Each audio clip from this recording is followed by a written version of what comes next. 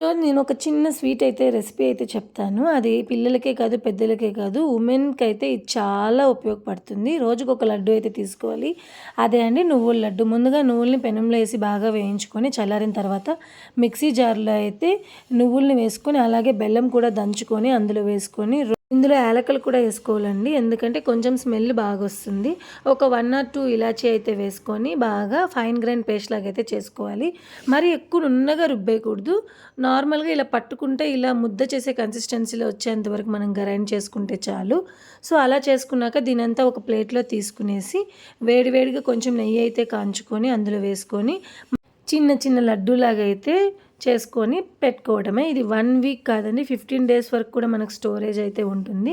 ఈ లడ్డూని రోజుకి ఒక లడ్డు తీసుకోవడం వల్ల మనకు బోన్ స్ట్రెంత్ అలాగే బ్లడ్ లెవెల్స్‌ని అన్నిటిని ఇంప్రూవ్ చేస్తుంది. ఇలాగే చాలా హెల్త్ బెనిఫిట్స్ అయితే ఉంటాయి. Like, share and subscribe for more videos.